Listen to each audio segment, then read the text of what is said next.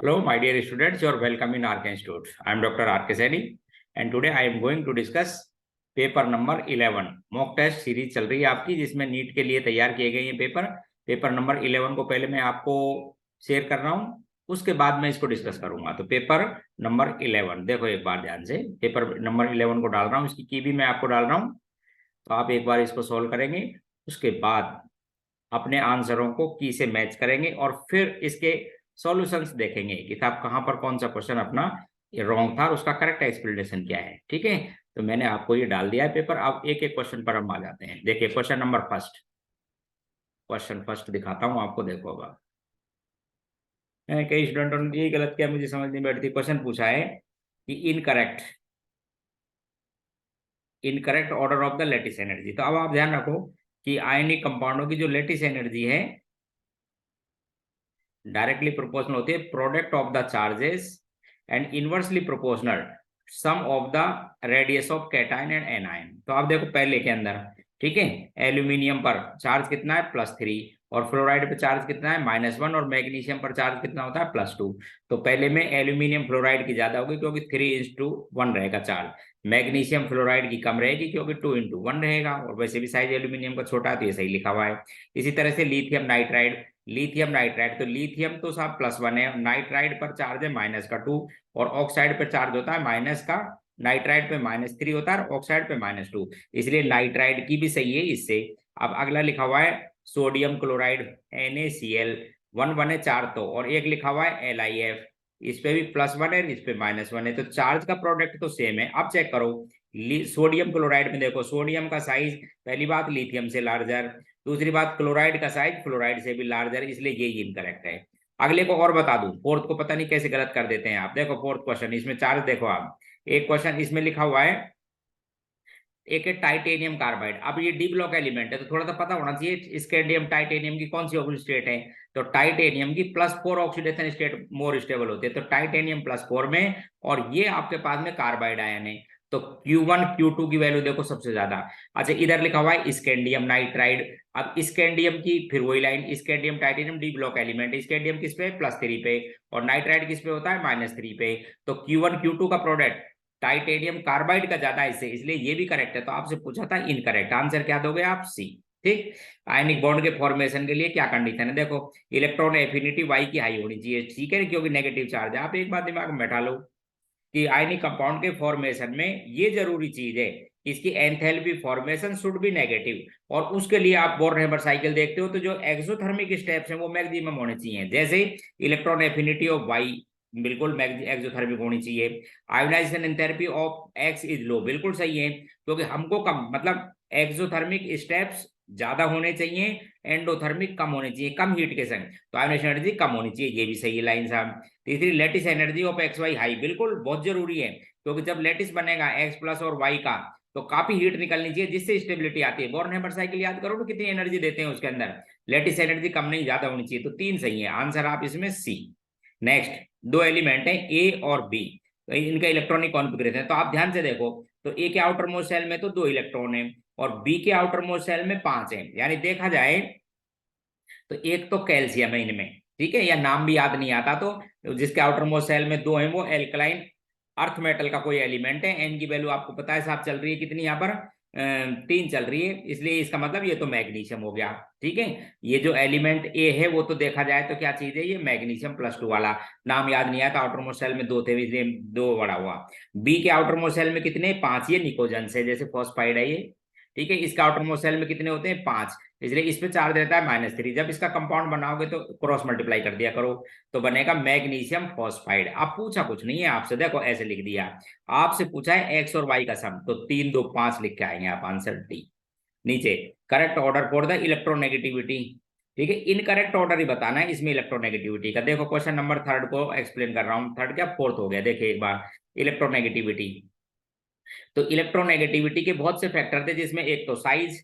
अच्छा, जब चार्ज आपको पता है हाई हो जाता है तो साइज कम हो जाता है, इलेक्ट्रोनेगेटिविटी बढ़ जाती है। जैसे पहले लिखा हुआ है इथेन एसिटिलीन और एथाइन परसेंटेज एस कैरेक्टर पे भी डिपेंड करती है, इसलिए इथेन में हाइब्रिडाइजेशन स्टेट क्या है sp3, इथाइलिन में क्या है sp2 और एसिटिलीन में क्या है sp, और एस कैरेक्टर बढ़ने से इलेक्ट्रोनेगेटिविटी बढ़ती है, तो ये तो सही लिखा हुआ है साहब, ठीक है। दूसरा मीथेन CCl4 और CF4, अब इसमें हाइब्रिडाइजेशन स्टेट तो वही sp3 है, लेकिन अब आप वैसे इनकी ऑक्सीडेशन स्टेट चेक करो। इस मीथेन में कार्बन भी ऑक्सीजन स्टेट है -4, क्योंकि इस हाइड्रोजन से कार्बन की इलेक्ट्रोनेगेटिविटी ज्यादा है। अच्छा, कार्बन और हेलोजन के जो कंपाउंड बने हुए हैं उसमें कार्बन पे +4, क्योंकि फ्लोरीन की इलेक्ट्रोनेगेटिविटी कार्बन से ज्यादा है, फ्लोरीन की ज्यादा, फिर उसके बाद में किसकी है, इसकी क्लोरीन की भी ज्यादा है, तो ये भी सही है, क्योंकि इस पे +4, इस पे +4, फिर फ्लोरीन की हाई इलेक्ट्रोनेगेटिविटी बजाय कार्बन से, इसलिए हाई डेफिशिएंट, और जितना डेफिशिएंट ज्यादा उतनी इलेक्ट्रोनेगेटिविटी ज्यादा होती है, तो ये भी आपका सही था, ये भी सही है। इनकरेक्ट बताना था एक मीथेन और CO2, इसको भी आंसर ऐसे ही दो, मीथेन और CO2 में से आप +4 है, इसके अंदर -4 है, इसलिए कार्बन की इलेक्ट्रोनेगेटिविटी ज्यादा। अगला लिखा हुआ है CH3 एंड CH4, अब एक फ्री रेडिकल है, अब फिर देखो यहाँ पर परसेंटेज और कैरेक्टर देखो, अब जिस पर ये फ्री जो बना हुआ है आपके पास में कार्बोनियम आयन, ध्यान से देखो, वैसे ही आंसर दे सकते हो, पॉजिटिव चार्ज वाले की इलेक्ट्रॉन को अपनी ओर अट्रैक्ट करने की टेंडेंसी ज्यादा होती है बजाय न्यूट्रल से, और वैसे भी जो sp3 वाला है ये तो हो गया था अब sp3 मीथेन, ठीक है, sp3 तो किसका है, मीथेन का, और जो ये बना रखा है कार्बोनियम आयन, ये बना हुआ है कार्बोनियम आयन, इस पर हाइब्रिडाइजेशन स्टेट क्या होती है sp2, एस करेक्टर ज्यादा तो इलेक्ट्रोनेगेटिविटी ज्यादा, इसकी ज्यादा होनी चाहिए थी, इसलिए आपको इनकरेक्ट में आंसर देना था डी। समझ गए कौन सा आंसर देना था, इनकरेक्ट पूछा है आपसे, तो इनकरेक्ट कौन सा हुआ, डी। देखो इधर ध्यान से, fourth question, fifth, both paramagnetic and coloured. अब आप देखो एक बार ध्यान से, पैरामैग्नेटिक का मतलब समझते हो कि जिसके अंदर अनपेयर्ड इलेक्ट्रॉन होने चाहिए, तो ऑक्सीडेशन स्टेट चेक करो K2Cr2O7 की, क्रोमियम पर कितनी आती है, +6 का मतलब 3D0, and hence diamagnetic species वो कहता है पैरामैग्नेटिक होनी चाहिए। इसी तरह यहाँ पर टाइटेनियम पर ऑक्सीडेशन स्टेट निकालो, टाइटेनियम पर ऑक्सीडेशन स्टेट आएगी +4, और +4 का मतलब फिर 3D0, क्योंकि टाइटेनियम का इलेक्ट्रॉनिक कॉन्फिगरेशन होता है 3D2 और 4s2 +4 में, तो ये भी डाईमैग्नेटिक। आगे देखो वेनेडियम को, इसकी ऑक्सीजन स्टेट देखो, वेनेडियम ऑक्सोसल्फेट है ये, इस पर -2 इस पर -2, तो यहाँ पर वेनेडियम की निकालूंगा x -2 = 0, एंड हेंस x = कितना आ जाएगा, +4। अब वेनेडियम का इलेक्ट्रॉनिक कॉन्फिगरेशन है, स्कैंडियम टाइटेनियम वेनेडियम 3D3 और 4s2, जब इसको +4 में लिखोगे तो एक d में इलेक्ट्रॉन बच जाएगा, इसलिए दोस्तों ये पैरामैग्नेटिक भी हो जाएगा और कलरफुल, यही पूछा है, पैरामैग्नेटिक और क्या होना चाहिए, कलर्ड, आंसर ये। इसमें भी देखो ये बढ़िया, ध्यान से देखो, यहाँ पर कॉपर की ऑक्सीजन स्टेट निकालो, ये 3 है ये 4 है, तो कॉपर किस में आएगा, +1 में, और +1 में क्या रहता है, ये 3D10, इसलिए डाईमैग्नेटिक भी और कलरलेस भी, तो आंसर इसमें C. Next, which of the following pair both molecule और species does not exist in nature, कौन सी नहीं मिलती है, तो देखो आप ध्यान से देखो, ये नहीं मिलेगी, SF4 मिल जाती, क्योंकि ऑक्सीजन की हाईएस्ट वैलेंसी, वैसे होने को तो आपको बताऊं 3 तक मिलता है हाइड्रोजन आयन, बाकी मोस्ट कॉमन कितनी होती है इसकी, 3, तो 2 तो 4 वैलेंसी नहीं हो सकती। दूसरा SF4 नहीं मिलता, SF4 क्यों नहीं मिलता, क्योंकि सल्फर जब डी ऑर्बिटल को काम में लेते हैं तो डी ऑर्बिटल की कंडीशन होती है कि वो डी ऑर्बिटल कॉन्ट्रैक्ट होकर न्यूक्लियस के पास आ जाने चाहिए, क्योंकि डी ऑर्बिटल होते हैं डिफ्यूज, इसलिए इफेक्टिव ओवरलैपिंग नहीं होती, और हाइड्रोजन इस काम को नहीं कर सकता, इसके लिए बेस्ट कौन से होते हैं, फ्लोरीन एंड ऑक्सीजन या अदर हेलोजन्स, इसलिए ये भी नहीं बनता। CF, अच्छा इसमें दोनों मिलनी चाहिए, तो एक तो ये तो NOF3 तो मिल जाता है, आपको बता दूं, देखो गलती मत कर देना, NOF3 मिलता है, देखो इधर ध्यान से, नाइट्रोजन 4 बॉन्ड बना सकता है, ध्यान रखें, जैसे HNO3 में भी समझते हो नाइट्रोजन कितने बॉन्ड बनाए हुए हैं, 4, तो आप एक कोऑर्डिनेट बॉन्ड बना देना, ये मिलता है, दोनों नहीं मिलनी चाहिए इसमें, ये है। अच्छा, इसके अंदर भी SF4 मिलता है, ये दोनों ही मिलती हैं। NCl5 नहीं मिलता, क्योंकि नाइट्रोजन ऑक्टेट को एक्सपेंड नहीं कर सकता, एम्प्टी डी ऑर्बिटल नहीं है सेकंड पीरियड एलिमेंट पर, ये नहीं मिलता, और ऑक्सीजन का ये नहीं बनता, इसलिए आंसर देना दोनों नहीं मिलने में डी आंसर। क्लियर, बढ़िया क्वेश्चन था। विच of the following statement is correct about nitrate ion, अब नाइट्रेट आयन की स्ट्रक्चर आनी चाहिए, फिर बनेगा, केमिकल बॉन्डिंग से क्वेश्चन लिया है, पर्टिकुलरली वेस्पर थ्योरी से। देखो अब आप नाइट्रेट आयन जैसे मैंने अभी बनाया, देखो इधर नाइट्रेट आयन के बारे में कौन सा पॉइंट सही नहीं है या सही है, देखें क्वेश्चन, पहला स्टेटमेंट फर्स्ट, नाइट्रेट की पहले मैं आपको स्ट्रक्चर बता देता हूं एक बार, लो जी साहब, अभी बता रहा था कि नाइट्रोजन कॉमनली 3 बॉन्ड बनाता है, लेकिन चौथा बॉन्ड बना लेता है कोऑर्डिनेट बॉन्ड, तो नाइट्रेट आयन में देखो, नाइट्रोजन को रखो सेंटर में और आप बनाते हैं इसका, ये नाइट्रोजन रखा सेंटर में, 2 तो डबल बॉन्ड बना दो एक ऑक्सीजन के साथ, एक सिंगल बॉन्ड बना दो एक ऑक्सीजन के साथ, और अब ऐसा करने थे, इस पे लगाओ नेगेटिव चार्ज, और जो अगला बॉन्ड बनेगा ऑक्सीजन के संग जो चौथा बॉन्ड बनेगा वो बनेगा कोऑर्डिनेट, इसलिए ये डोनर और ये एक्सेप्टर। ये इसका इलेक्ट्रॉनिक कॉन्फ़िगरेशन, नाइट्रेट की स्ट्रक्चर ये सभी का ऑक्टेट कंप्लीट है, आपको चेक कर लीजिए आप, इनका ऑक्टेट कंप्लीट, ये कोऑर्डिनेट टाइप के बॉन्ड है जिसपे एक प्लस माइनस वाले को, और नाइट्रोजन का ऑक्टेट कंप्लीट, ये सब आपके पास में है। इसमें पूछा है sum of the formal charge is +1, नहीं साहब, इन सब का फॉर्मल चार्ज +1 नहीं, कितना आएगा जो इस पे चार्ज मार के वो आएगा -1, इसलिए गलत है। Formal charge on one of the oxygen atom is -2, किसी पे नहीं है, गलत है साहब, ठीक है, करेक्ट बताना है। Formal charge on nitrogen atom is +1, बिल्कुल। रेजोनेंस भी बनेगा, आपको बता देता हूँ हर स्ट्रक्चर में। जैसे रेजोनेंस कैसे बनाओगे, एक बार डबल बॉन्ड इसके संग बना लिया, अगले ही बार इसके संग बना लिया, ऐसे ही देखो इधर सभी रेजोनेटिंग स्ट्रक्चर में ऐसे एक जैसी बनेगी, आइडेंटिकल। एक बार डबल बॉन्ड और बना लेना, इसके संग बना लो, तो 3 रेजोनेटिंग स्ट्रक्चर बनती है। तीनों रेजोनेटिंग स्ट्रक्चर में नाइट्रोजन पर +1 चार्ज रहेगा क्योंकि चौथा बॉन्ड बना हुआ है, इन दो ऑक्सीजनों पर क्या रहेगा, नेगेटिव। तो इसके अंदर formal charge at nitrogen is +1, बिल्कुल सही है, चेक कर लीजिए सबको। आगे average formal charge of oxygen is -1/3, वो नहीं है, आपको समझा देता हूं, देख लो इस लाइन को भूलना मत। एवरेज कैसे निकालते हैं, रेजोनेटिंग स्ट्रक्चर में पहली लाइन और एटम अपनी पोजीशन पर फिक्स होते हैं। जैसे सपोज ये फर्स्ट एटम है तो ये सभी में फर्स्ट ही रहेगा, ये भी फर्स्ट है, ये भी फर्स्ट है। अब देखो एवरेज निकालने के लिए, फर्स्ट पे चार्ज कितना है, -1, इसी दूसरी स्ट्रक्चर में फर्स्ट पे कितना है, फिर -1, तीसरी में इसी ऑक्सीजन पर कितना चार्ज है, बोले 0, समझ रहे हो, सबको ऐड करो, डिवाइड कर दो 3 से, 3 ऑक्सीजन होगी तो एवरेज या नेट हो जाएगा -2/3। एक ऑक्सीजन पे चार्ज है -2/3, इसी तरह से दूसरी पर भी -2/3, तीसरी पर भी -2/3। आप इसको सम करोगे तो नेट चार्ज कितना आ जाएगा आपके पास में, -6/3 हो गया, तो कितना हो जाएगा, -2। तो ऑक्सीजन पर जो नेट एवरेज चार्ज है -2/3 है, और सम करोगे तो -2 है, देख लो इधर, इसलिए नेट -1 बच जाएगा। तो average formal charge at oxygen is -1/3 नहीं है, कितना लिखोगे, -2/3, इसलिए ये भी गलत है। बढ़िया क्वेश्चन था, ध्यान से रखो, VSEPR theory. Next question, which of the following species, या complex species and outer orbital, तो कौन सा आउटर का है, तो आउटर समझते हो ना, जब आउटर मोस्ट सेल के डी ऑर्बिटल बॉन्डिंग में काम लेते हो तो उनको कहते हैं आउटर ऑर्बिटल कॉम्प्लेक्स। जैसे अब देखो, आप वैसे तो आपको बता दूं, इनको थोड़ा भूला मत करो, ऑक्टेडल स्पीसीज है ये, देखिए सब, तो कौन सी स्पीसीज है, ऑक्टेडल। ऑक्टेडल के अंदर ऑर्बिटल ऐसे होते हैं, ये तो T2G और ये EG। अब आपको वैसे हिंट बता दूं मैं कि डी में 8, 9 और 10 हो, डी में कितने हो, 8, 9 और 10, आप समझना। जैसे 8 होता तो मैं इसको ऐसे लिखता, चाहे लिगेंड कुछ भी हो, लिगेंड कुछ भी हो, 8 वाला हमेशा ऐसे भरा रहेगा। तो अब 8 ठीक है, चाहे लिगेंड स्ट्रॉन्ग फील्ड हो या वीक फील्ड हो, ये तो कंप्लीट हो जाएंगे, इसलिए ऑलवेज आउटर ही बनेंगे, ध्यान रखना। अब हिंट तो यही था, याद रखने वाली बात। देखो मैं कई बार आपको जो पढ़ाता रहता हूँ तो बोलता रहता हूँ, यदि डी में 8, 9, 10 हो तो ऑलवेज आउटर, पॉसिबिलिटी नहीं है इनर की। हाइब्रिडाइज्ड स्टेट क्या आएगी, sp3d2। और यदि डी में 3 तक इलेक्ट्रॉन हो, आप समझो मेरी बात, उस समय आपको ये लिगेंड चेक करने की जरूरत नहीं है, शॉर्ट ट्रिक। यदि डी में कितने इलेक्ट्रॉन हो, 3 तक, तो हमेशा इनर, फिर लिगेंड चाहे आप कैसा भी हो, लिगेंड को देखो ही जरूरत ही नहीं पड़ेगी। क्या लाइन है कि यदि डी में इलेक्ट्रॉन अप टू 3 हो तो ऑलवेज इनर, इनर ऑक्टाइडल कॉम्प्लेक्स। और डी के अंदर कितने, 8, 9, 10, तो ऑलवेज आउटर, ठीक है।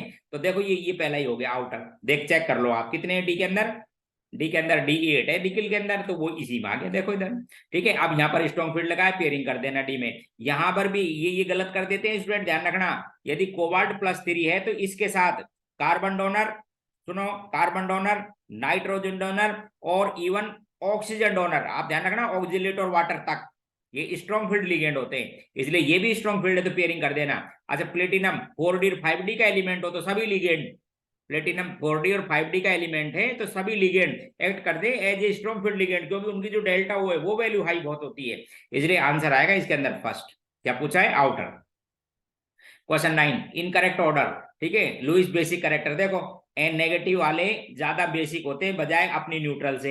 फ्लोरीन की इलेक्ट्रोनेगेटिविटी ज्यादा है इसलिए लोन पेयर को अट्रैक्ट कर लेगा, इसलिए ये सही लिखा हुआ है, इनकरेक्ट बताना है। लुईस एसिडी करेक्टर, ये पॉजिटिव और ये आपके पास में न्यूट्रल, तो पॉजिटिव का ज्यादा होते हैं बजाय न्यूट्रल से, इलेक्ट्रॉन पेयर लेने की टेंडेंसी है, ऐसा होता है ये, ठीक है। ये था आपके पास में NO2 पॉजिटिव है, NO2 पॉजिटिव इस तरह का, तो जब जिसपे पॉजिटिव चार्ज है इलेक्ट्रॉनों को खींच लेगा अपनी ओर, इस तरह से CO2 न्यूट्रल है तो ये भी सही है एसिडिक में। लुईस बेसिक करेक्टर, बिल्कुल ये भी सही है, PH3 और PF3। रीजन फिर वही बोलो कि फ्लोरीन की इलेक्ट्रोनेगेटिविटी ज्यादा है तो इलेक्ट्रॉन पेयर को अट्रैक्ट कर लेगा, इसलिए इजीली इलेक्ट्रॉन डाउन फॉस्फीन देगी बजाय फ्लोरो ये ट्राइफ्लोरोफॉस्फीन से। लुईस एसिडिक करेक्टर, अब इसको देखो, ये तो यहाँ पर सबके पास में, दोनों के पास में डी ऑर्बिटल पड़े हुए हैं। इस सल्फर पे +4 है, ध्यान रखना, और इस सल्फर पे कितनी ऑक्सीजन स्टेट है, +6। तो जिसपे +6 ऑक्सीडेशन होती है उसका साइज स्मॉलर होता है, इसलिए lone pair electron pair gain करने की टेंडेंसी हाई होगी, इसलिए SO3 स्ट्रॉन्ग लुईस एसिड है बजाय SO2 के। यही इनकरेक्ट था, इसका आंसर यही पूछा है, इनकरेक्ट ऑर्डर, यही गलत है, ध्यान रखना।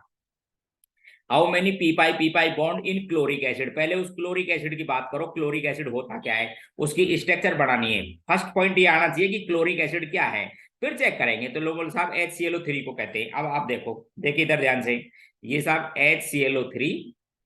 HClO3 का नाम है क्लोरिक एसिड, स्ट्रक्चर बनाएंगे, ये साहब इसकी स्ट्रक्चर है। सबसे पहला पॉइंट, ये इसकी स्ट्रक्चर है, 7 इलेक्ट्रॉन होते हैं आउटर मोस्ट शेल में। इस क्लोरीन पर हाइब्रिडाइजेशन स्टेट निकालो, तो 3 तो ये रहे सिग्मा बॉन्ड और एक लोन पेयर sp3। इसका मीनिंग समझते हो कि एक S और 3 P के जो इलेक्ट्रॉन थे वो तो गए सिग्मा बॉन्ड बनाने में। अब ये जो पाई बॉन्ड बन रहा है वो किससे बनेगा, ओनली D से, इसलिए इसके अंदर पी पाई एक भी बॉन्ड नहीं है, एक भी नहीं है। ये दोनों पाई बॉन्ड कौन से हैं बताएं, D पाई P पाई, कौन से हैं ये, D पाई P पाई, इसका D इसका P, इसका D इसका P, ठीक। तो गलत मत करना, पहले स्ट्रक्चर बनाया करो। Question 11, which of the following is not और, तो बॉक्साइट एल्यूमिनियम का और है, मेलेकाइट कॉपर का है, जिंक ब्लेंड जिंक का है, PbS। ये पिग आयरन पता है क्या चीज है, ये आयरन है, क्रूड आयरन, जो अपन मेटलर्जी करते हैं हेमेटाइट मैग्नेटाइट को, जो ब्लास्ट फर्नेस से बाहर निकलता है मोल्टन स्टेट में, उसे कहते हैं पिग आयरन। नियरली 93 से 95% प्योर है ये, इसलिए ये और नहीं है, ये तो क्रूड मेटल है जिसको लास्ट में रिफाइन किया जाता है पटिंग प्रोसेस से। क्वेश्चन 11 मैंने डिस्कस किया, ध्यान रखना। तो यही पूछा था कि इसमें कौन सा और नहीं है, तो पिग आयरन नहीं है ये, तो साहब क्या है आपके पास में, फॉर्म है आयरन की, क्रूड फॉर्म, क्रूड मेटल जिसको कहते हैं, इसको फिर प्यूरिफाई करेंगे। क्वेश्चन नंबर 12 को दिखा रहा हूं, देखो अब एक बार ध्यान से।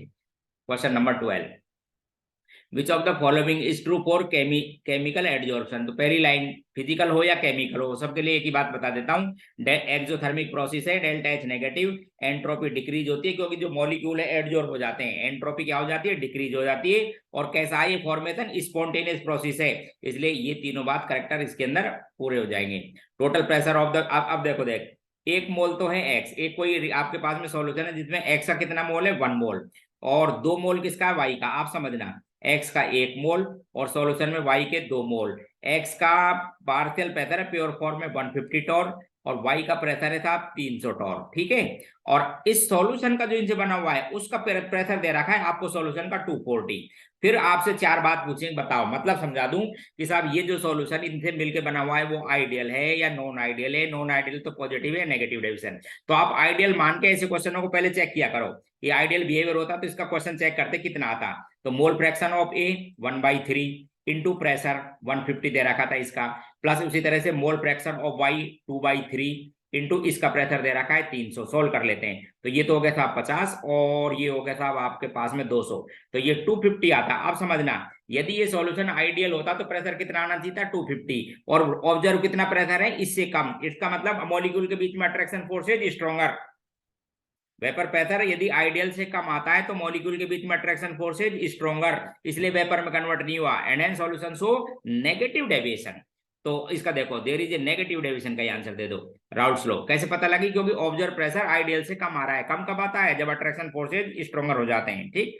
क्वेश्चन नेक्स्ट देखो, ये भी आपके पास में उसे इलेक्ट्रोकेमिस्ट्री से लिया गया है, ये सॉल्यूशन से था। Which is incorrect statement for the electrolysis of aqua solution of copper sulphate. अब आपको समझाता हूं, इसको देखो, इनकरेक्ट ही बताना है। जैसे ये बोलता जाता है आप समझना, पहले एक बार बनाया करो क्वेश्चन को, ठीक है। जिस तरह से लैंग्वेज हो ऐसे ही आप सोल्व करें। आप साहब ये लो, इस इलेक्ट्रोलाइटिक सेल में आप क्या करो, कॉपर सल्फेट का एक्वा सॉल्यूशन ले लो। अब आपको समझा देता हूं इसके अंदर क्या चीज है। कॉपर सल्फेट तो आयनिक कंपाउंड है, लो ऐसे लिख लिया करो, और वाटर क्या है, कोवेलेंट है, लेकिन जब इलेक्ट्रिसिटी पास करेंगे तो इसका इस तरह से आयोनाइजेशन हो सकता है, ठीक है। ऐसा इस सॉल्यूशन के अंदर ये चीज है। आप जैसे कहते हैं वो देखें, पहला pH decreases when platinum electrode use. अब सुनो, प्लेटिनम इलेक्ट्रोड का मतलब इनर्ट इलेक्ट्रोड यूज। जब इनर्ट इलेक्ट्रोड यूज करोगे तो आप बता दूं कि कॉपर +2 आयन डिस्चार्ज हो जाएगा किस पे, कैथोड पे, इसलिए H+ आयन सॉल्यूशन में बचा रहेगा। अच्छा, जब H+ आयन सॉल्यूशन में बचा रहेगा तो कंसंट्रेशन इसकी हाई होती रहेगी, और कंसंट्रेशन हाई होगी तो पीएच कैसी हो जाएगी, कम। तो ये आपको लिख रखा था सही, pH decreases when platinum electrode. सही है, कैसे, because increase concentration of H+ ion, copper होता है डिपोजिट, ठीक है। pH remains constant when copper electrode use. अब समझो, देख पहला सही था ना, अब copper electrode use, pH remains constant. अब पहले कॉपर इलेक्ट्रोड लगा के दिखाता हूं, समझिए।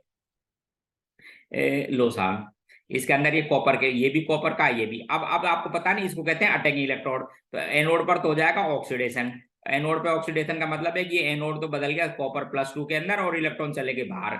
अब वो इलेक्ट्रॉन आए अंदर, तो अंदर कौन लेगा उनको, कॉपर ही लेगा, और ये कन्वर्ट हो जाएगा किसमें, कॉपर। रिफाइनिंग में काम आते हो, इसका मतलब पीएच कैसी रह जाएगी, कांस्टेंट। कोई फर्क ही नहीं पड़ा क्योंकि कॉपर नहीं पार्टिसिपेट किया। तो ये स्टेटमेंट भी कहता है इसका सही। आपको इनकरेक्ट बताना, ध्यान रखना।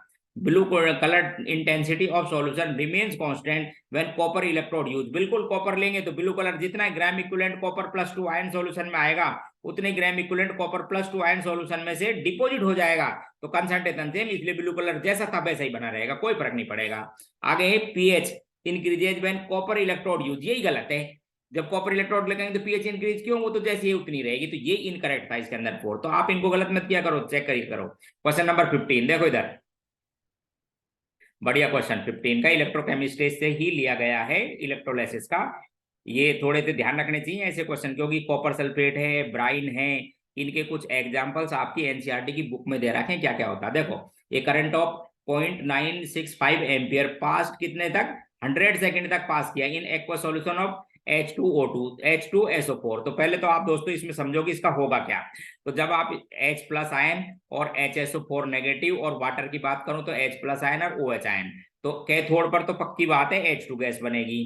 कैथोड पर तो कौन सी गैस बनेगी, H2। और एनोड पर इसका नहीं, ऑक्सीडेशन इसका होता है, इसलिए एनोड पर आएगी O2। पहले तो ये चेक कर लो। अब ये पूछिए टोटल वॉल्यूम पूछा है, तो पहले तो ये पता होनी चाहिए कितना पास किया साहब, 0.965 एम्पियर का करंट 100 सेकंड तक, यानी आपके पास में चार्ज है 96.5 कूलाम्स। अब ध्यान रखो, अब H2 के बारे में बता देता हूं।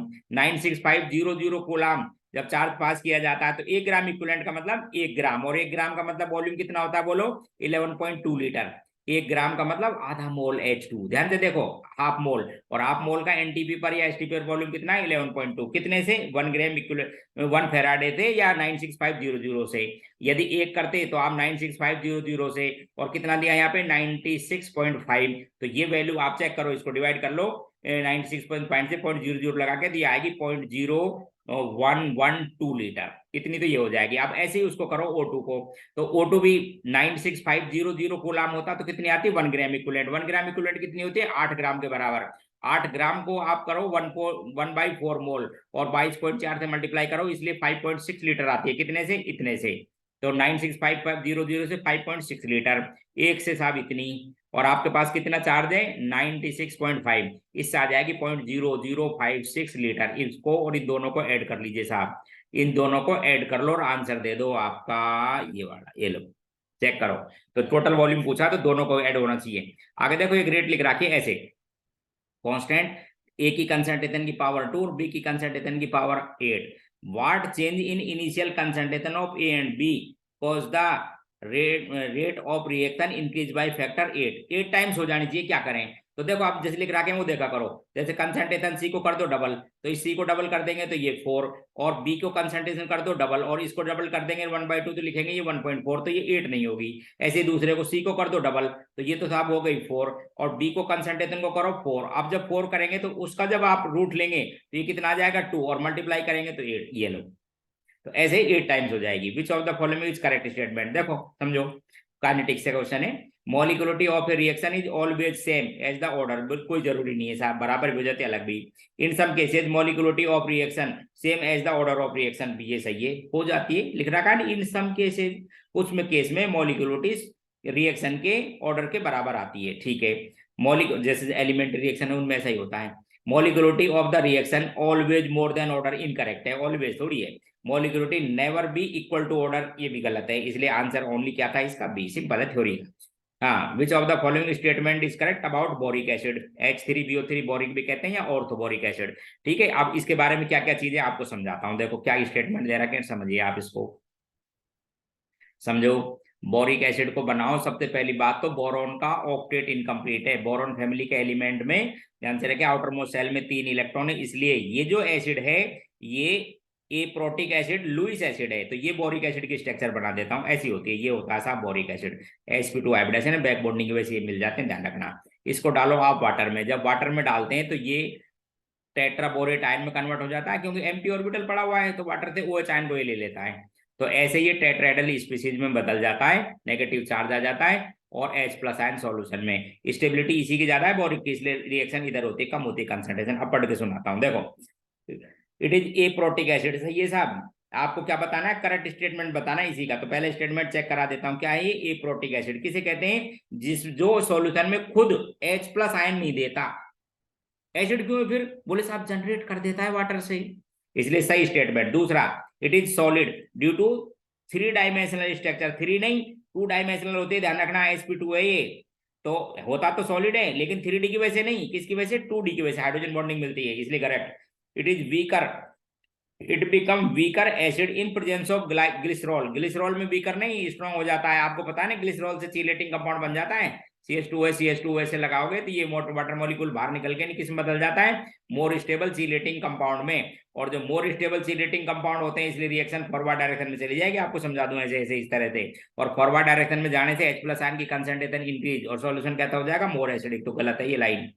अगला क्वेश्चन नेक्स्ट, थ्योरी का, which one is froth stabiliser in froth flotation, metallurgy से लिया गया है। कौन सा है फ्रोथ स्टेबलाइजर, देखो आप ध्यान से सुनो इनको, भूलो नहीं। फ्रोथ फ्लोटेशन में जेनथेट क्या काम आते हैं, फ्रोथ को एयर बबल की सरफेस पर कलेक्ट करते हैं, इसलिए इनको कहते हैं कलेक्टर। पाइन ऑयल क्या आता है, फ्रोथिंग एजेंट, क्योंकि जब ये जो मेटल सल्फाइड होते हैं ना, उसकी सरफेस पर ये प्रेफरेंशियली एडजॉर्ब हो जाते हैं कोवेलेंट होने की वजह से, इसलिए फ्रोथ बन जाता है। तो ये बोले जाते हैं फ्रोथिंग एजेंट। और एनिलीन और क्रिसोल, एनिलीन भी काम लेते हैं, क्रिसोल भी। तो ये क्या करते हैं, इस फ्रोथ को इसके ऊपर क्या एक लेयर बना लेते हैं स्टेबल, इसलिए ये फ्रोथ स्टेबल कर देते हैं, इसलिए इनको कहते हैं फ्रोथ स्टेबलाइजर। देखो इधर भूलना नहीं, तीनों को ध्यान रखना।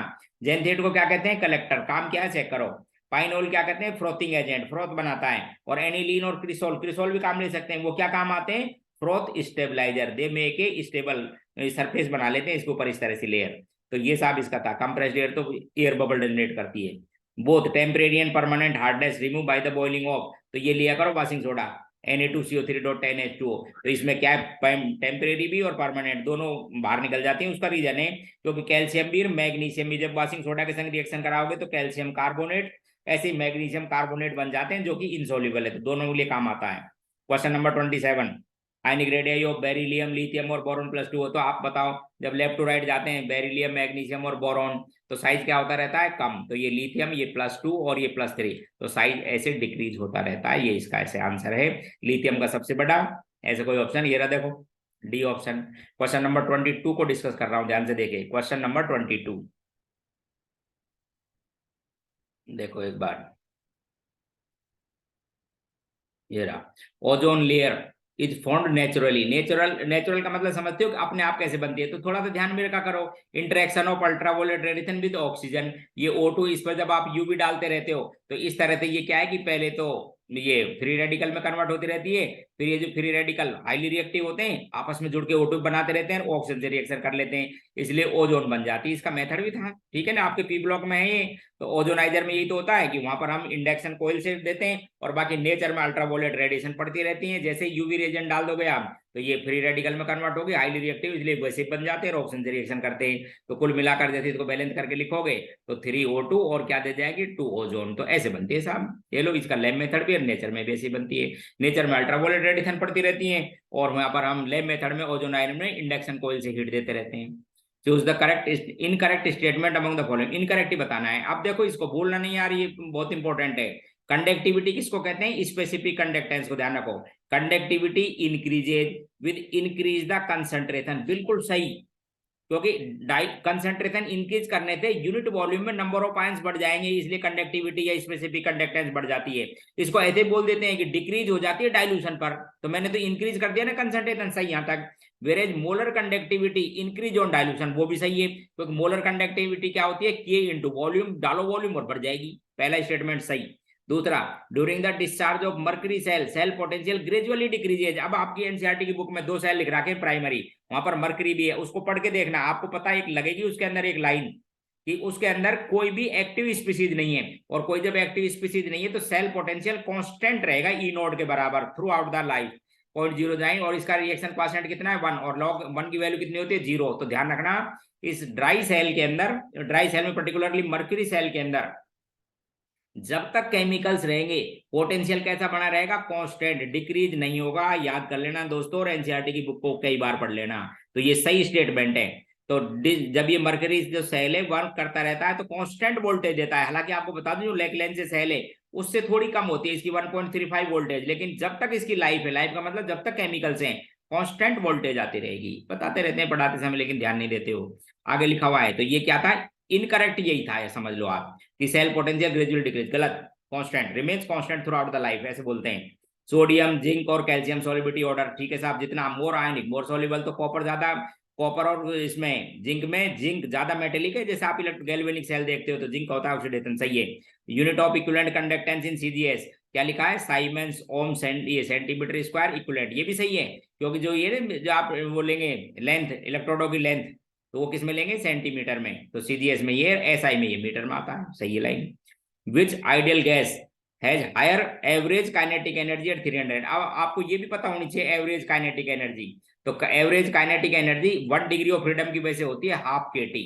अब आप समझो चाहे ये गैस कुछ भी है, ये तो बोल्ट्जमैन कांस्टेंट है, क्या है Boltzmann constant, R upon N A, Rydberg, ये आर गैस कांस्टेंट और एन ए, ये तो हो गया बोल्ट्जमैन कांस्टेंट, कोई फर्क नहीं पड़ता मोनोएटॉमिक, डाईएटॉमिक, पॉलीएटॉमिक, कुछ भी हो, टेम्परेचर सेम, तो बोलो साहब इक्वल आएगी, ध्यान रखना, एवरेज, ठीक है। वो तो जब टोटल की बात करते हैं, जब मोल चेक करते हैं, अगले क्वेश्चन में अगले पेपर में दे सकता हूं मैं, ध्यान रखना।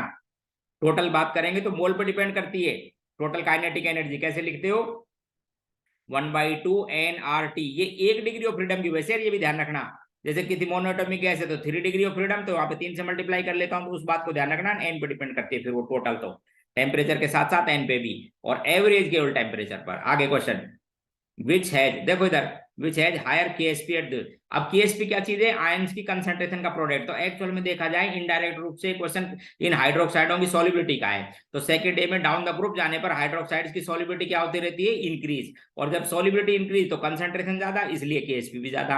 Answer third. हाँ, which of the following is true about acidic solution है, तो पीएच पीकेडब्ल्यू से ज्यादा नहीं साहब, क्योंकि पीकेडब्ल्यू जैसे 7 है तो पीएच 7 से ज्यादा थोड़ी आती है, कम होती है, एसिडिक लिखा हुआ है उसने, पीएच कम होती है, ये भी गलत है, पीओएच ज्यादा होती है, ध्यान से देखो, पीओएच जैसे पीकेडब्ल्यू 14 है तो ये क्या है 7 से ज्यादा आएगी, ध्यान से सुन लो, जब भी तो पीएच कम आती है, तो ये पूछा है ना विच of the following is true, answer ये, ठीक। अगला क्वेश्चन नंबर 27, इसको भी देख लो एक बार, यहाँ पर एक रिएक्शन दे रखी है HiO4, अब आप ध्यान रखना, परायोडिक एसिड और एक लेड टेट्राएसीटेट, ये क्या करते हैं, क्लीवेज ऑक्सीडेशन करते हैं, किसका, एडजेसेंट का, मतलब जो ग्लाइकोल होते हैं उनका, या फिर 1,2 OH हो सकते हैं, 1,2 कार्बोनिल हो सकते हैं, या 1,2 कार्बोनिल और OH हो सकते हैं, उनका क्या करते हैं, क्लीवेज ऑक्सीडेशन। अब मैं आपको इसको समझा दूं, देखो इधर ये स्ट्रक्चर ऐसे लिख रखी है, सी इधर H और ये क्या लिखा हुआ है OH, ऐसे। अब क्लीवेज में क्या करके आओगे वहां एग्जाम में, वो आपको समझा दूं, रुक जाइए। किससे करते हैं, एक तो इस परायोडिक एसिड से कर सकते हो इस काम को, और एक लेड टेट्रा एसिटेट से। तो ये क्या करते हैं, क्लीवेज ऑक्सीडेशन का मतलब एडजेसेंट जो कार्बन कार्बन इस बॉन्ड को तोड़ देना, और दोनों पर OH OH लगा देना, ऐसे ऐसे ऐसे, इसको भी तोड़ना, एक OH इस पर, एक OH ऐसे। अच्छा, अब एक कार्बन पर यदि एक से ज्यादा OH हो तो स्टेबिलिटी गेन करने के लिए वाटर मॉलिक्यूल बाहर निकल जाता है, तो ये तो बन गया पहले वाला। तो देखो आप ध्यान से, फॉर्मिक एसिड, इधर देखो ये तो किस में कन्वर्ट हो गया, फॉर्मिक एसिड में, ऊपर का पार्ट। अब इस बीच वाले पार्ट को देखो, इसमें अंदर क्या हुआ वो सुन लो, इस कार्बन पर H और 3 क्या लग गए OH। अब आपको पता है एक से ज्यादा OH लगते ही वाटर मॉलिक्यूल बाहर निकलता है, वाटर मॉलिक्यूल बाहर निकालो तो ये मॉलिक्यूल भी देखा जाए तो फॉर्मिक एसिड में बदल गया। अच्छा, तीसरे वाला जो लास्ट वाला है ये किस में बदल गया, इधर देखो ये H, इस पे 2 OH लगे, 2 OH लगे, तो एक्चुअल में ये भी स्टेबल नहीं है, ये वाटर मॉलिक्यूल बाहर निकाल के ये फॉर्मल्डिहाइड में बदल जाएगा, तो 2 तो बनेंगे फॉर्मिक एसिड और एक बनेगा फॉर्मल्डिहाइड, ऐसे कोई ऑप्शन को चेक कर लो, ये रहा, ये लीजिए साहब, चेक कर लीजिए, समझ गए। अच्छा, डिहाइड्रेशन ऑफ एल्कोहल, ये भी क्वेश्चन स्टूडेंटों ने गलत कर दिया, ध्यान से सुन लो। तो इसको ध्यान रखना क्वेश्चन 27 को, 28 एक्सप्लेन कर रहा हूँ। डिहाइड्रेशन ऑफ एल्कोहल, तो एल्कोहलों के डिहाइड्रेशन से जब कंसंट्रेट एसिड वगैरह डालते हैं तो प्रोटोनेटेड होकर ये कैटायन में बदलते हैं। तो मोर स्टेबल कैटायन जिसमें बनता है रिएक्शन फास्ट इजी हो जाती है, वो चेक कर लीजिए आप। तो एक तो देखो अब आपको समझाता हूँ। फर्स्ट वाला तो प्राइमरी है, एन ब्यूटाइल है ऐसे। फर्स्ट वाले में तो प्रोटोनेटेड करके प्रोटोनेटेड करना और इस OH को वाटर बाहर निकालना, तो ये तो प्राइमरी बना। ये जो सेकंड वाला है ये सेकेंडरी बना। देखो इधर ये सेकंड वाला ऐसे लिख रखा है, इसी तरह इसी फॉर्म में लिख देता हूँ ए सेकंड वाले को, ये तो फर्स्ट। ये सेकंड वाला कैटायन देखो ये ऐसे बना। ये थर्ड वाला, ये लो साहब ये थर्ड वाला कैटायन, और ये फोर्थ वाला ये लो। अब सबसे मोर स्टेबल तो ये टर्सरी, तो सबसे पहले तो इसमें कराओ फोर्थ में। अब ये सेकेंडरी बन रहे दो, एक तो सेकंड और थर्ड, इन दोनों में चेक करना है। अब ध्यान रखना पहले रेजोनेंस फिर हाइपर कॉन्जुगेशन फिर इंडक्टिव। तो इसके अंदर अल्फा H जो कितने 3 और 2 5, और इसके अंदर अल्फा H पता है कितने 3 और 1 4। इसका मतलब ये ज्यादा स्टेबल है तो ये जल्दी बनेगा। तो सबसे पहले तो 4 और फिर सेकंड और फिर लिखना थर्ड को और फिर फर्स्ट, ऐसा ऑप्शन देखो। सबसे पहले 4 फिर सेकंड फिर थर्ड और फर्स्ट, ये देखो सबसे पहले 4 फिर ये थर्ड सॉरी सेकंड जिसके अंदर 5 अल्फा H थे, फिर थर्ड जिसके अंदर 4 थे, लास्ट में ये देखो इधर। तो यहाँ पर भी इसमें गलती कर देते हैं स्टूडेंट, ज्यादातर बोले साहब वो कर देते हैं क्या बोलते हैं 1 2 शिफ्टिंग 1 2 हाइड्राइड। अरे वो तो बात की बात है, पहले चेक करो ना कि दोनों सेकेंडरी है, विच वन इज मोर स्टेबल, जो ज्यादा स्टेबल उसको बनाओ सेकेंडरी सेकेंडरी में, आप फिर रीअरेंजमेंट करो इनका। ठीक है, तो ध्यान रखें आप। क्वेश्चन नंबर 29 को डिस्कस कर रहा हूं, देखो क्वेश्चन 29 इंपॉर्टेंट भी है और थोड़ा सा लर्निंग भी है।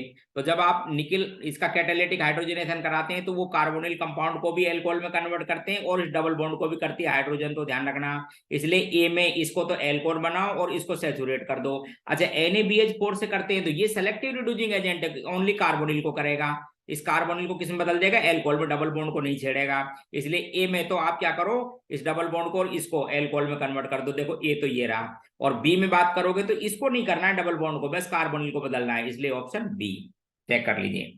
Ethanol on reaction with acetic anhydride. अब मुझे ये समझ नहीं बैठती है ऐसे क्वेश्चनों को क्यों गलत करते हो। लो साहब आधे क्वेश्चन पढ़ते हो या तो आप लोग, या फिर उस पर जल्दीबाजी में ध्यान नहीं देते। ये साहब आपके पास में किससे रिएक्शन करानी है, इसकी एसिटिक एनहाइड्राइड से लिख देता हूं लोग। तो अब आप ध्यान रखना एसिड और उसके डेरिवेटिव्स की मेन रिएक्शन होती है एसाइल एसएन रिएक्शन। ठीक है, एसाइल ग्रुप से न्यूक्लियोफाइल हटता है। तो इधर देखो पहले क्या होगा, ये न्यूक्लियोफाइल ये यहां पर अटैक करेगा, ये बाहर निकल जाएगा और बाद में H भी निकल जाएगा। तो क्या क्या बनेगा वो सुनना।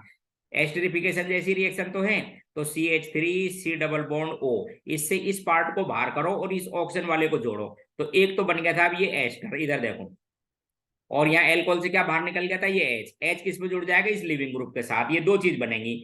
अब जल्दी क्यों करते हो, इसको पढ़ लो, देख देख आंसर आए या नहीं आए। ठीक है, पहला लिख रखा है इथाइल एसिटेट बना हुआ है, इथाइल फॉर्मेट तो बिल्कुल ही गलत है, एक स्टूडेंट ने तो यही लिखा जो मुझे पिटाई करने का मन कर रहा था। आगे इथेनोइक एसिड बनेगा साहब, और दूसरा लिखा हुआ है ethyl acetate and ethanoic acid दोनों बोथ। तो क्वेश्चन को ध्यान से पढ़िए और पूरे ऑप्शन देखिए कि हो सकता है आपसे एक से ज्यादा दे रखा हो। आंसर डी बोले। क्वेश्चन नेक्स्ट, ये मैं कई बार पूछ चुका हूं। जब आप एनिसोल की रिएक्शन HX से कराएंगे तो बॉन्ड को इसको तोड़ेंगे, ध्यान रखना, क्योंकि यहाँ पर पार्शियल डबल बॉन्ड के करेक्टर है, इसलिए डबल बॉन्ड स्ट्रॉन्गर बॉन्ड होता है सिंगल से। इसलिए एक मॉलिक्यूल तो कंफर्म फिनॉल और दूसरा आपके पास में एल्काइल आयोडाइड, यदि आपके पास एरोमेटिक ईथर लिखा हुआ है तो आंसर डी चेक करो। विच of the following statement is correct. देखो इधर ध्यान से, क्वेश्चन नंबर 32 को एक्सप्लेन कर रहा हूं। क्वेश्चन 32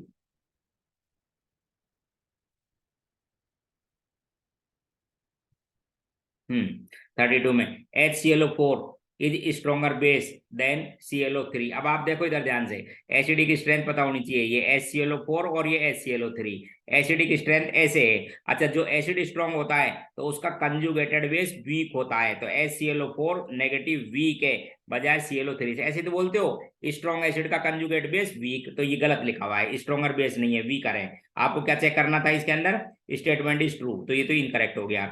HCl ये HPO4 negative is conjugated acid of H3PO4 minus. अब किसे कहते हैं conjugated acid, H plus ion gain करने के बाद, इसलिए H3PO4 आता है, ये गलत है ये भी।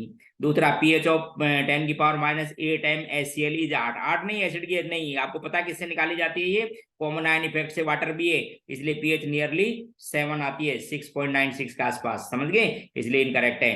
अब है autoprotolysis constant of water increase on temperature. पहले तो मतलब समझो, ऑटो प्रोटोलिसिस का मतलब तो है कि अपने आप टूटे, प्रोटॉन दे, और आपको पता है कि टेम्परेचर बढ़ाने पर रिएक्शन एंडोथर्मिक होती है, टेम्परेचर बढ़ाने पर रिएक्शन फॉरवर्ड, इसलिए कांस्टेंट बढ़ जाएगा के। समझ गए? ये सही स्टेटमेंट है साहब, सभी बढ़ते हैं के।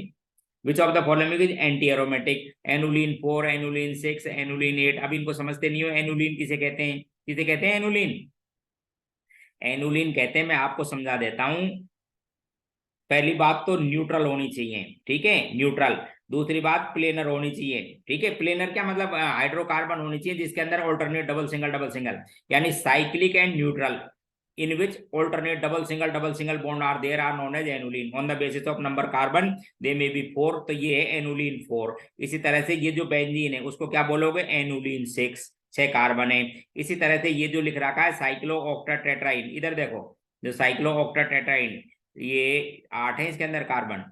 ये भी एनुलिन, कितने कार्बन था अब इसके अंदर? 8, ये 8 है। अब समझ लो, ये तो एंटी एरोमेटिक है, ये एरोमेटिक है। किसकी एक खास स्ट्रक्चर है, टप जैसी, पानी भरते हैं ना, टप टाइप स्ट्रक्चर है, टप शेप, इसलिए ये प्लेनर नहीं है। इसलिए आप इसको क्या बोलोगे? Non aromatic. तो एनुलिन ये नॉन एरोमेटिक, ये एरोमेटिक, ये एंटी एरोमेटिक, ठीक है। तो एनुलिन एक कॉमन टर्म थी जिसके अंदर ऑल्टरनेट डबल सिंगल हाइड्रोकार्बन होने चाहिए, साइक्लिक होनी चाहिए, न्यूट्रल होनी चाहिए, उनको कहते हैं वो। एंटी एरोमेटिक भी हो सकती है, एरोमेटिक भी हो सकती है, नॉन एरोमेटिक भी। ठीक, तो आंसर एंटी एरोमेटिक में ये।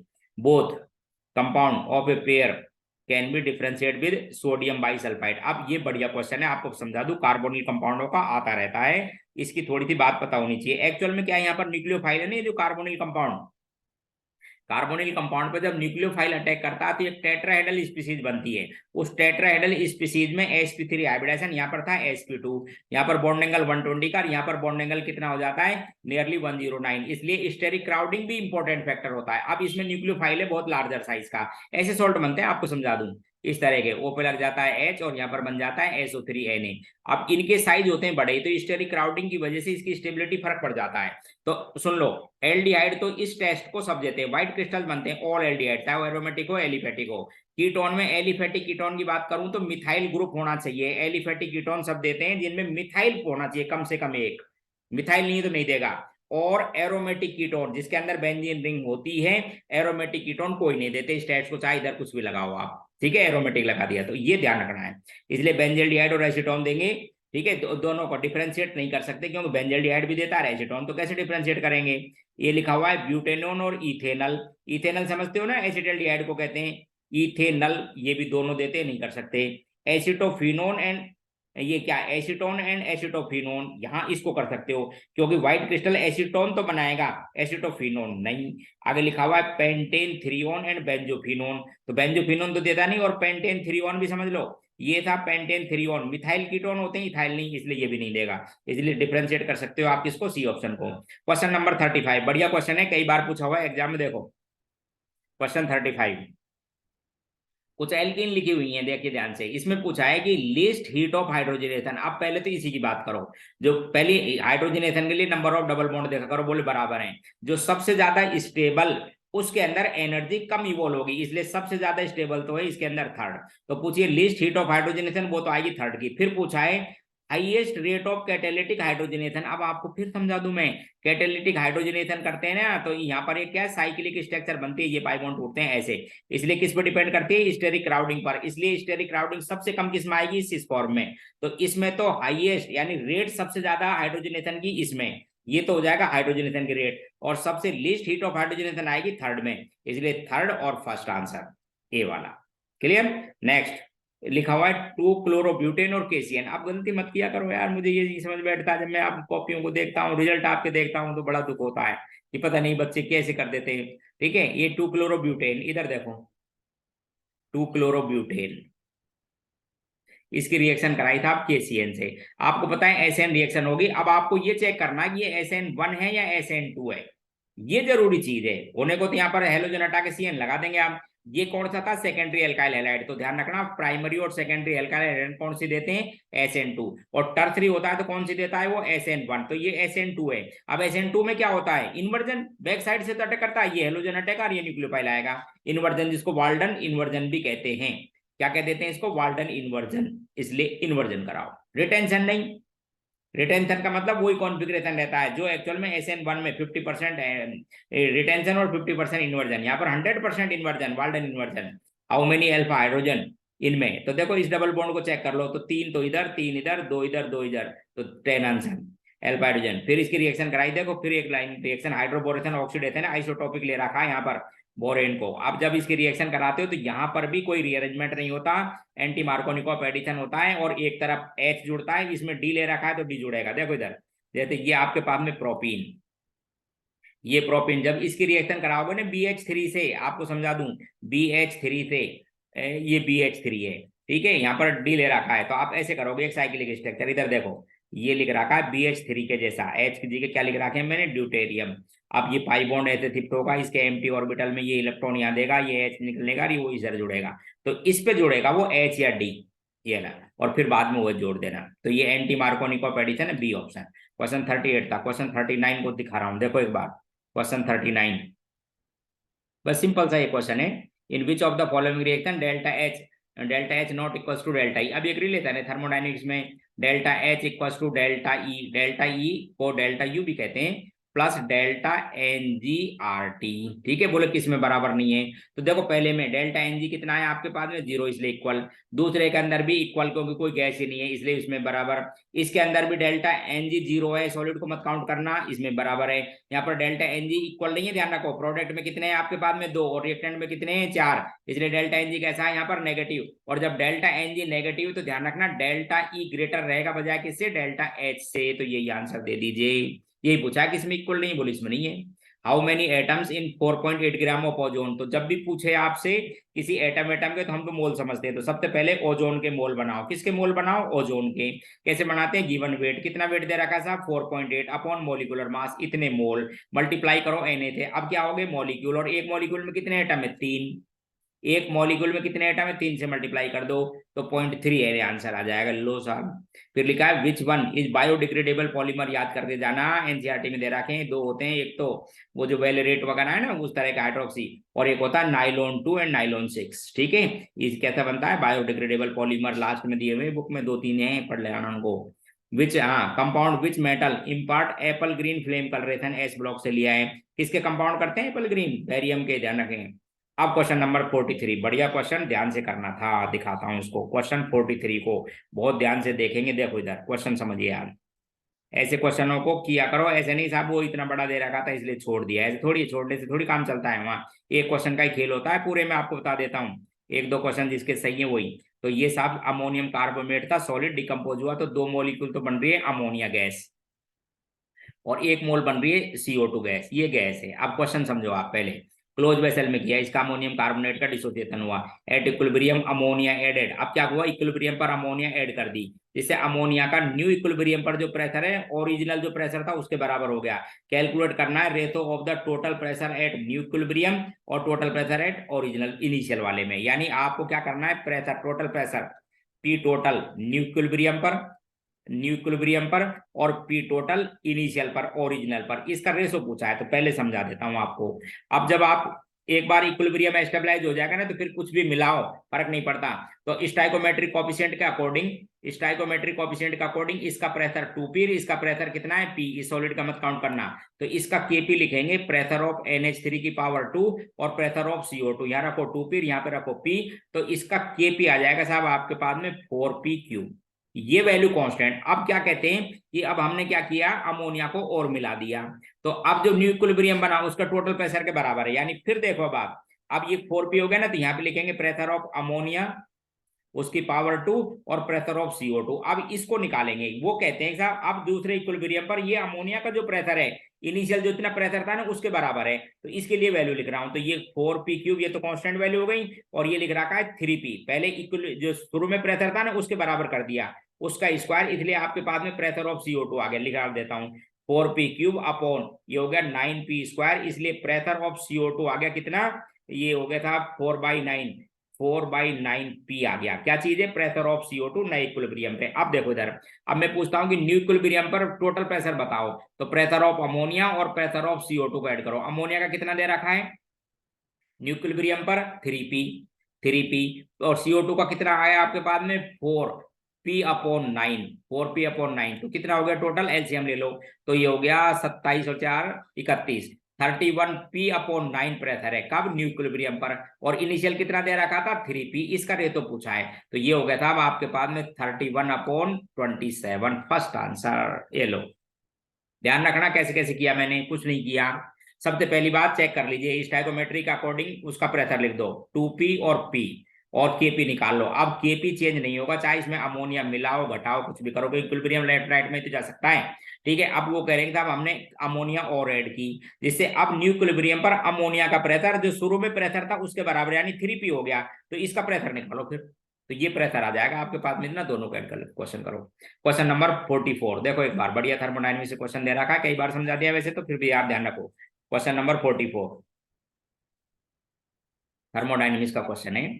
एक इक्वेशन दे रखी है, आपसे को पूछिए इसकी एंथैल्पी फॉर्मेशन, देखो रिएक्शन की, तो आपको कंबशन एंथैल्पी दे रखी है, तो कंबशन एंथैल्पी का फॉर्मूला है आपके पास में, या तो हेस लॉ से किया करो, हेस लॉ से क्या है कि गिवन इक्वेशन को ऐड करो, सबस्ट्रेट करो, कुछ भी करो, जो रिक्वायर्ड इक्वेशन है वो आ जानी चाहिए, या फिर मैंने एक शॉर्ट ट्रिक बता रखी है कि जब भी कंबेशन दे रखी हो तो कंबेशन enthalpy of product minus कंबेशन enthalpy of reactant करो, तो इसकी पूछिए आपसे, ठीक है। इसमें पूछिए एंथैल्पी फॉर्मेशन, तो आपको क्या दे रखी है, ग्रेफाइट की कंबेशन एंथैल्पी दे रखी है, तो इस रिएक्शन की जब करूंगा तो ऐसे देखो, यदि कंबेशन एंथैल्पी दे रखी हो, कंबेशन एंथैल्पी ऑफ रिएक्टेंट समेशन कर लेना, माइनस कंबेशन एंथैल्पी ऑफ प्रोडक्ट, ठीक है, समेशन करना। रिएक्टेंट क्या क्या चीजें साहब, एक तो इसमें ग्रेफाइट है, दे रखी है वैल्यू, कितनी दे रखी है, माइनस की 393.5, प्लस एक की हाइड्रोजन है, ठीक है, कितने हाइड्रोजन है वो देख लेना, 2 हैं, एक की दे रखी है माइनस की 285.8, मल्टीप्लाई कर लो 2 से, ये तो रिएक्टेंट की, माइनस प्रोडक्ट की। अब प्रोडक्ट में भी ध्यान से देखो, इसको उल्टा पढ़ो कंबेशन के लिए, इसलिए वैल्यू माइनस साइन के साथ हो जाएगी, -890.3। अब इसको सोल्व कर लेना, तो ये वैल्यू माइनस के साथ ही आएगी, मेरे ख्याल से बी आती है, चेक कर लेना।